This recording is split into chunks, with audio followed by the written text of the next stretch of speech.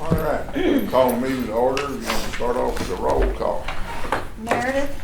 Here. Bevel. Here. Bryant. Here. Coleman. Freeman.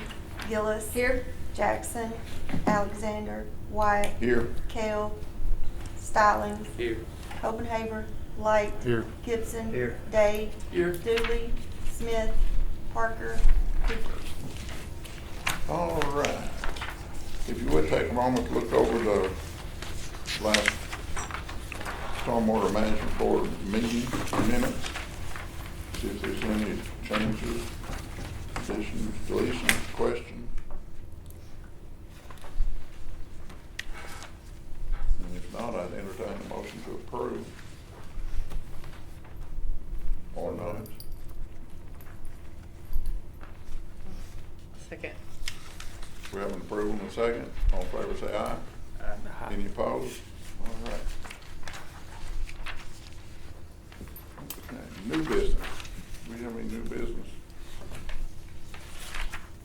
to talk about today? We had something that came up, but that got postponed, right?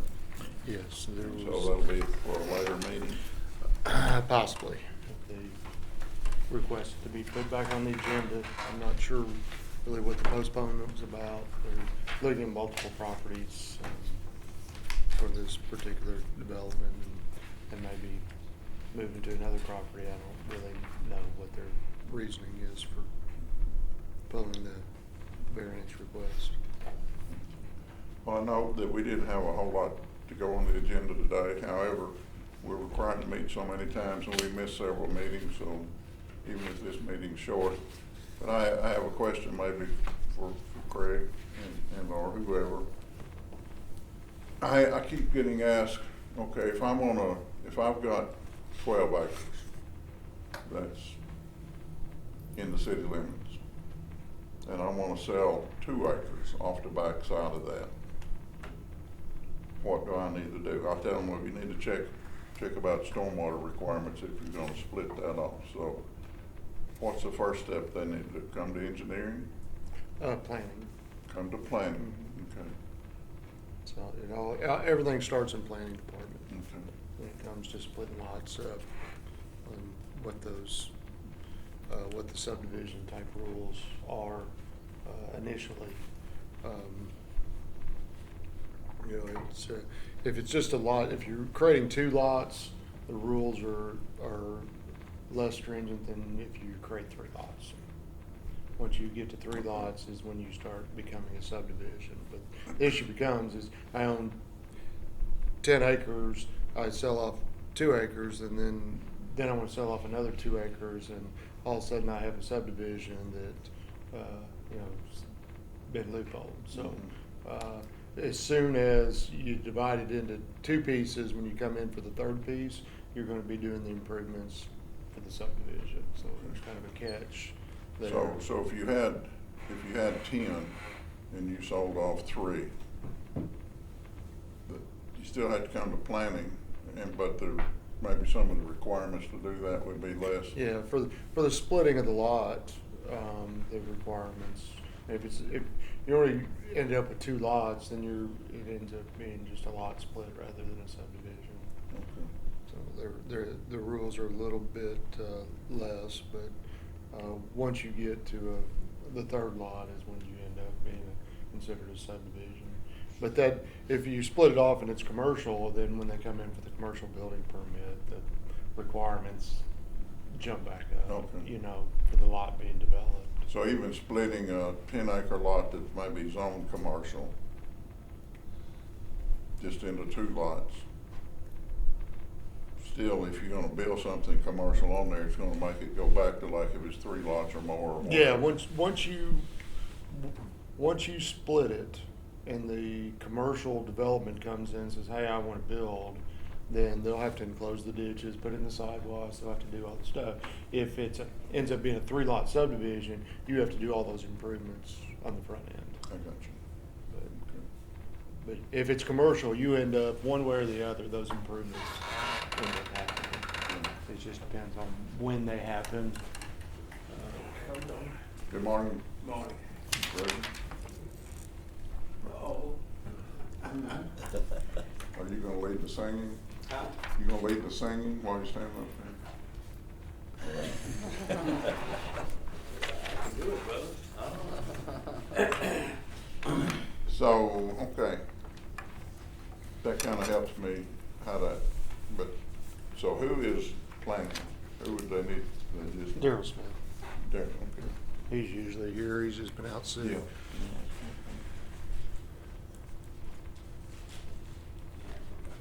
So they would start there. Mhm. And then planning goes through their thing, and then does it go to engineering? It, if it's a subdivision process, then it gets entered in and it goes through a review process that's pretty much, it's an automated through our permitting software. If it's a subdivision or a lot split, both of them enter planning and then they just go through steps that we're drawn in at certain times. Because I've had people ask me, what do I need to call Craig? And the answer to that is probably no. They need to go to Daryl first, right? If they're planning to develop a piece of property, planning is where that starts. If you're planning to do something, you start in planning. Engineering is once you've got a plan and we look at the functionality, how it works, and make sure that it meets our minimum requirements. Once the plan has kind of been adopted, and, hey, this is the plan, and we review the functionality. So, All right, what about any old business? We have any old business to discuss? Okay. Out there.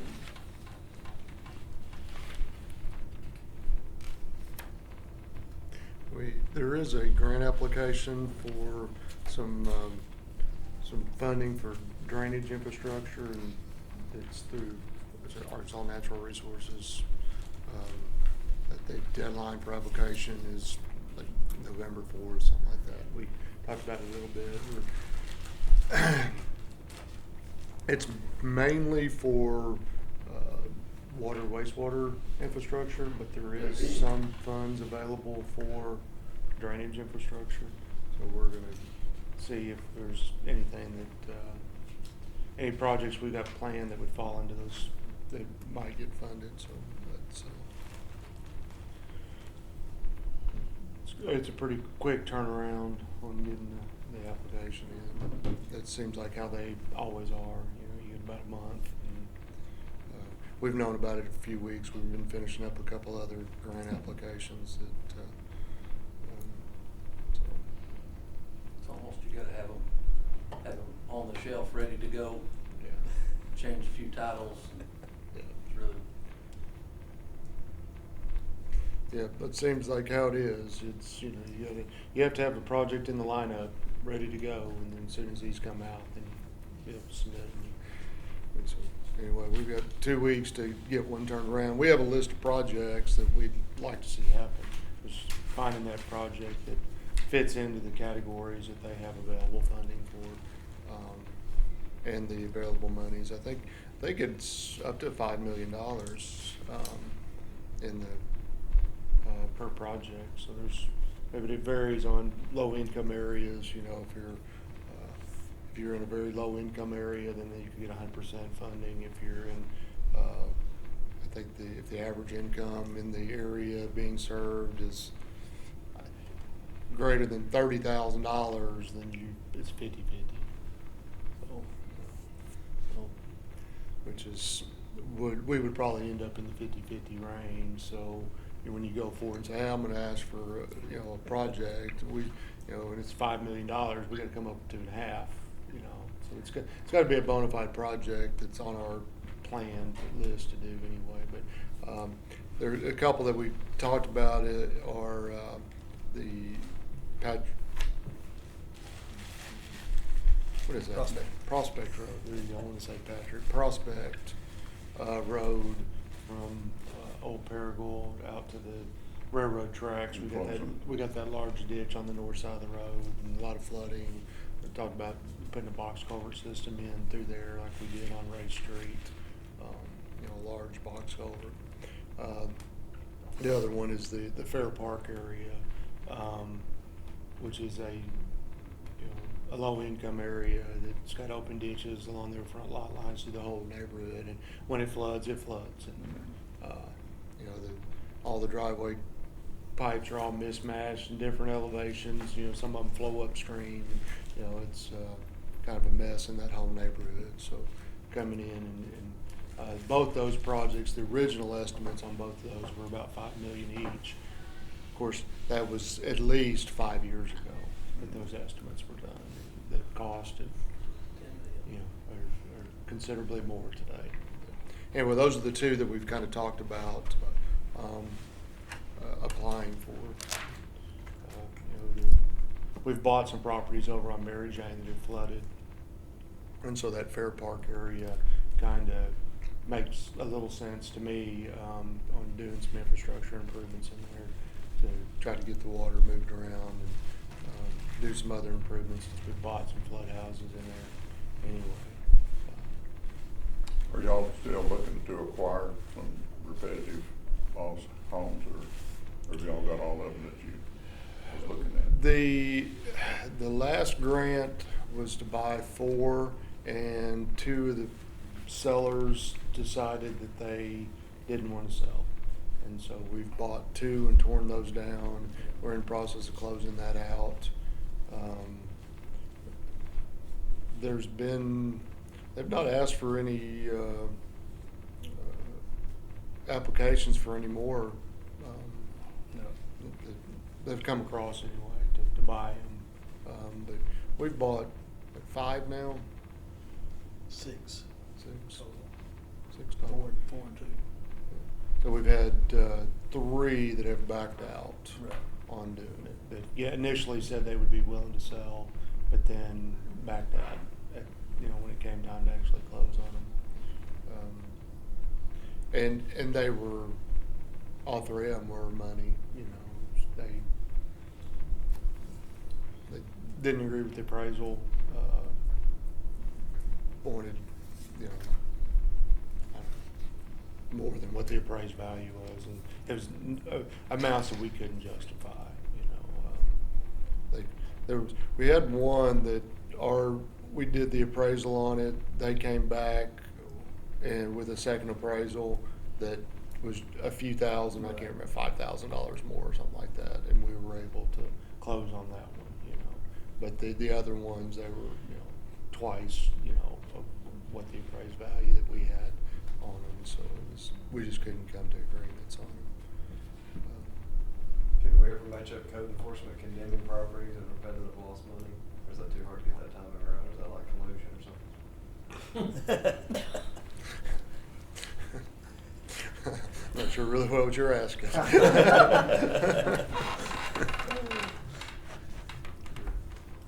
ask code enforcement. Yeah, there you go. I'm seeing seems like a lot of cones around town, a lot of projects going on. I don't know if all of those are the cities or maybe other, like cable companies or whatever. Yeah, the cable companies are still, a lot of fiber still going in. We did have a meeting with the utility companies back, it's been 5, 6 weeks ago now probably, and kind of let's all get along sort of meeting. I think it went really well. I've not gotten any calls that people aren't getting along, so I'm hoping that everything's working out. There's a few that wanted the city to adopt rules and really start enforcing it, and Tony Thomas spoke at the meeting, said you really don't want that. That's not something that you really want. Y'all need to grow up and try to work together, because you really don't want the city passing rules and enforcing rules. So, I've not received any additional phone calls since then. I don't. You still struggling? We're getting a lot of damage. A lot of damage. The pre-construction meetings are helping though, Yeah. but we're still getting a lot of damage. And that's just what we know about. That doesn't count the sewer. Mhm.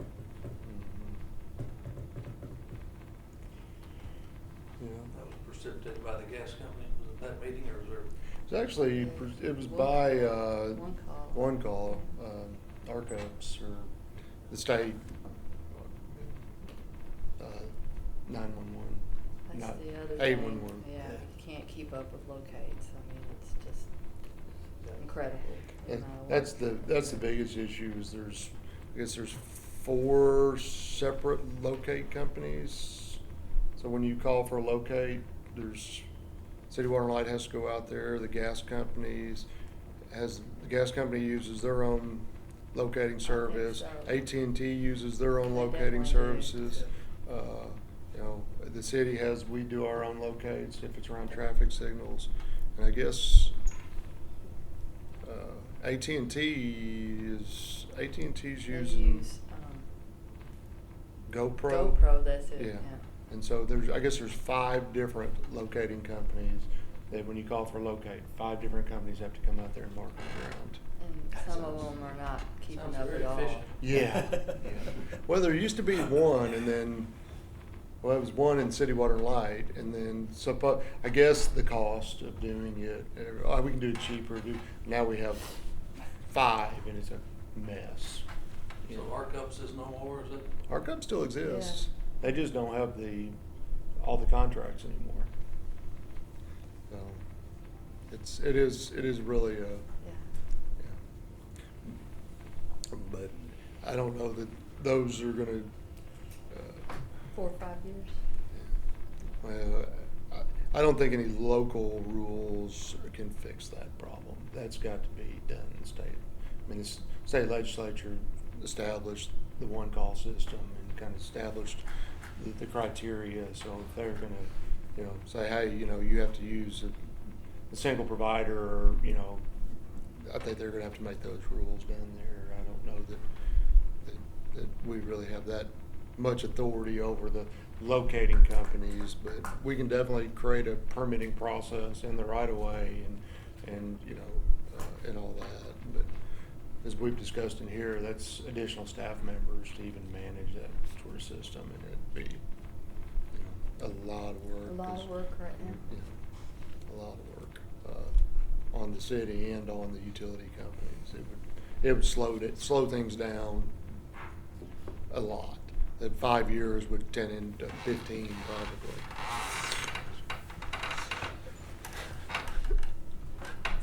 It's not a good scenario. So, End up with a lot of flags on the property, yeah. but you can't mow around. It's hard. It's hard. They're only good for 10 days, right? If you get them at all. Yeah, yeah.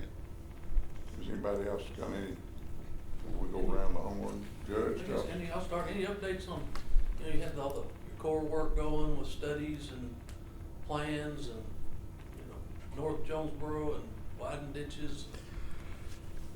We've adopted. Is that a project on the shelf, We- like on a yeah, $50 we- million grant instead of a $5 million grant? The first phase was 110 million. Okay. It is broken up into smaller chunks, and when we first heard about this grant coming up, we thought, hey, let's pull off phase 1 of that.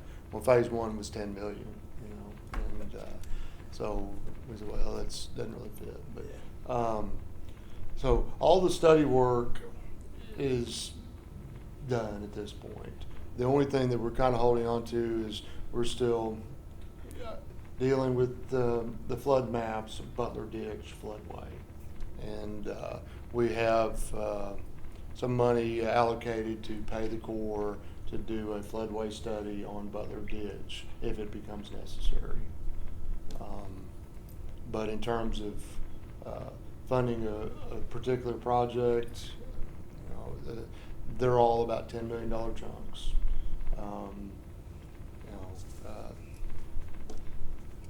There hasn't been a funding source that has just come out. So if we want to begin developing those as actual projects, we're going to have to start putting our own local money in and start developing big new projects. But we got, when it comes to that, we have a lot of projects on it. So what's the status of the flood maps? They submitted them to all the stakeholders, I guess, for a 30-day review. We submitted some comments back on that. They're supposed to respond to those comments and then put it out for a 90-day public review. And so they've not responded to the comments that they received during that 30-day stakeholders comment period. So when was that submitted to them? July? July. July. So is it a point that they go on with it without the comments, or how long do they wait on that? They have received the comments. They're required to respond to the comments before it goes out. I think they're required to respond to the comments before it goes out for the 90-day public comment period. But when should you actually see the maps? The maps, We have So- we have the maps. Well, yeah, we got the map. okay. We've got the proposed maps. Kenny, I'm gonna give you the county perspective of that, and I'm not mad at Craig about it, I agree with him, but it's kinda like fighting an elephant is the problem. So FEMA has their process and how they do things, Corps has their way of doing things. And on Butler Ditch, you know, City of Jonesboro paid good money and had a study done years ago and changed that whole thing. FEMA, for whatever reason, accepted it at the time. They have now had these updated maps, and for whatever reason, they're not accepting it, so it's kind of changed back. And they have studied it, y'all have asked them 3 times to, hey, fix this problem, or not, and probably aren't, I mean. And so that, we've got everybody's happy except for No, that one issue. The comment that we sent to them is The this. last one? They have it mapped as 2,000 foot wide floodway. That's what the map shows. You go to the floodway report and it's 120 feet wide. Mhm. Which one is correct? Yeah. I agree. You know, Yeah. which one is correct? Is the report correct or what you have mapped? Because they contradict each other. Mhm. And so and we've not gotten a response back to them as which one is correct. Yeah. The one that's in the study, the written tables, is consistent with every other study that we've had.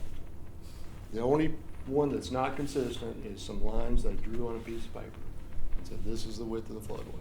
So at what point do the people know if their property is now in a floodplain or in a flood zone that wasn't to begin with? The maps are available on our website through the city. They're all. The insurance usually ends up telling them, I Yeah, guess. yeah. Basically. There will be a 90-day public comment period when they're out for public review and commenting. But they're available through the city website, so if you own property and you wanna know, you can pull them up and look at them, or you can call Roger and you know, he can help you determine what it looks like on the new map for your properties. But that 90-day comment period hadn't occurred, and they said we've submitted, I think, 4 different comments. We've received responses to 3 saying, yes, we're going to correct that in the FIS and the flood insurance study report. And then this 4th one, we've not received a comment letter back to them saying, you know, what they're going to do. They're either going to fix the map or fix the FIS report. So, you know, and I think they're scratching their head trying to figure out which one's right. That's what I kind of figure at this point. But they've not responded to us. They've also, when they put it out for stakeholders' comments, the 3 comments that we've made prior that they've submitted letters back to us saying, yes, we're going to fix these things. When they submitted it back to us, they still hadn't fixed them. So, you know, I don't know if they're doing a big fix at the end and going to put it out for public. I really have no idea what FEMA's doing. But it's a mess.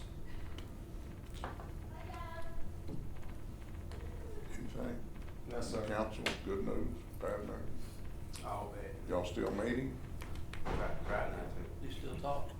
Still communicate? too. We like each other, don't we? Any good news from City Water and Light? It's all good. It's all good. Water, great. Nothing from the architectural area? Keeping on, keeping on. Oh, no. Nothing? Anything? Nothing. Craig? Last word?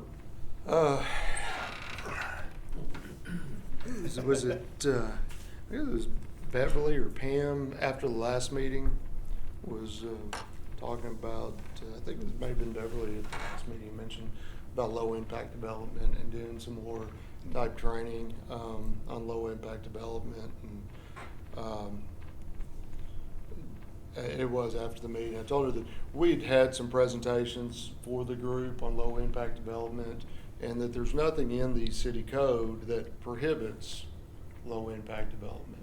If a developer wants to come in and say, hey, these are the measures I want to take to offset my increase in the system, then there's nothing in the code that says we can't do those things.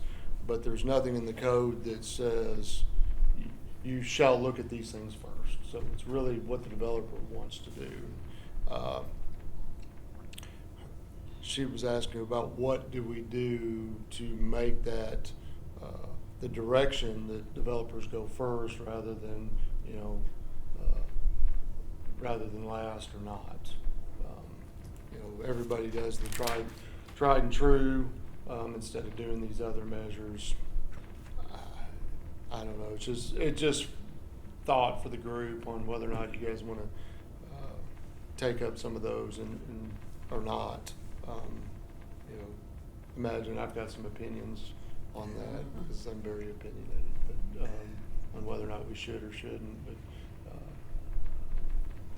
Well, I found that a lot of people, ideological type people, have great concepts, everything, but when it comes to dollars and cents for developers, I think right now, looking into the future with the recession looming, mortgage rates going up, the risk factor, I think, for developers to develop subdivisions, when you increase the cost of development, you increase the cost of the lots, I think it's gonna be precarious for the next few years. And so if you mandate a lot of stuff you got to do, you're gonna see more of them going out into the county where the restrictions are not so bad. And so I think it's a precarious time right now for developers, don't you? I think that on the list of things that we still need to ask the developers, that might be lower on the list. Right. So, I mean, I think, those ideas are great, but sometimes they don't make economic sense. And so then you have to weigh, but it needs to be this way, but if you can't afford to do it that way, it makes it tough. right. Well, and granted, you can find arguments for either side of whether or not it costs more or is actually in the long run costs less. I know that I've sat through some presentations where they show and go through long-term operational costs that it's cheaper to do it this way rather than that way, but developers still do the tried and true because they know the tried and true when they could in the long run be better off maintenance-wise of the system and operational costs be less in the long term. They just don't look at those because they're not forced to. And the design professional community in this area doesn't really push that issue either because it's not a mandated requirement. But you go to Northwest Arkansas or in other areas where it is, you do this first and before you can do this other stuff, you have to do bioretention facilities, you have to do infiltration galleries, you have to do water quality stuff. Basically our stormwater that we do is all we do is try to knock down peak volumes, Right. you know. And then it's like, are there things that can happen at the same time? Because I know Daryl's talked about reducing our parking requirements, right? Mhm. Like Academy doesn't need 5 billion parking spots, like that's not good. And they Mhm. probably don't want 5 billion parking spots, particularly now. So are there some give and takes on the development Mhm. side too? And then, you know, say we allow green paved systems for event parking or seasonal parking. Well, you know, your standard parking lot cannot be green paved, can't be a grass paved type system.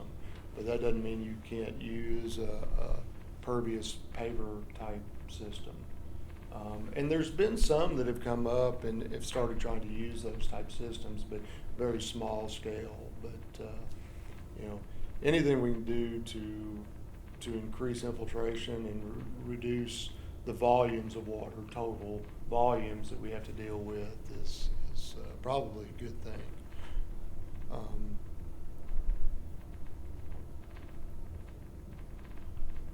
Craig, as we study impact fees, I know we'll have to learn more about the law and stuff, but would there be any room there that if impact fees came along, that the developers would maybe get a break on impact fees or zero impact fees if they did a low impact development, or is that more of a Carol Duncan question? Oh, I think you might be able to do some sort of credits in there. It'd be a question for the people that are doing the study on whether or not that's something that would be done and has been done in other communities. And of course, Carol would have to, the legality of it, but I think that you could give credits on, if you went above and beyond what the minimum requirements were, it seems to me logically that you could get some credits if it was written into the ordinance. So then does it help the math? I mean, if it's a 100-house subdivision and the impact fees are $1,000 a house and it's $100,000, I mean, how does that compare to the cost of what the low impact development is? Well, it depends on what the impact fees are written for. You know, if the impact fee is for increased sanitation routes, then that money has to be used for sanitation. You know, if it's for fire protection, then that money has to be, and it's collected for fire. You know, so there would have to be a specific line item that, you know, a development has to pay, you know, whatever for drainage infrastructure. Well, their argument's gonna be, well, you know, we're already mitigating back to the 100-year event, we're already doing all these things, you know, we're saying our development pre and post, other than volume, is you know, we're making things better with our development. We're slowing volumes down, we're reducing the peak flows. You know, what impact are we really having? It could be a pretty, I'm sure other communities have dealt with this argument, but I think we'll probably get some argument if we say, hey, you're gonna start paying impact fees for drainage infrastructure in new developments. Because the developer's gonna say, I'm already paying for this stuff already. You know, I'm already putting in all the infrastructure necessary to handle my development. Why am I have to pay an impact fee on top of that?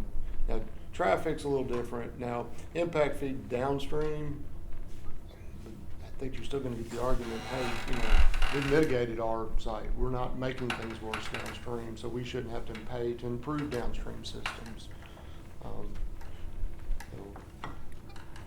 I'm sure some other communities collect impact fees for drainage, but I think locally you're probably gonna have some arguments against. But it's a catch-22, if you incentivize low impact developments and the impact fees are for fire, police and sanitation, then we're robbing fire, police and sanitation in sake of. Oh, I don't think you could give them credits for stormwater to offset police, fire and sanitation It would or only be parks. If we had a specific Different drainage drainage. impact fee, yeah. I think that would be the only one that you could, but I think it may be tough to even get an impact fee for drainage.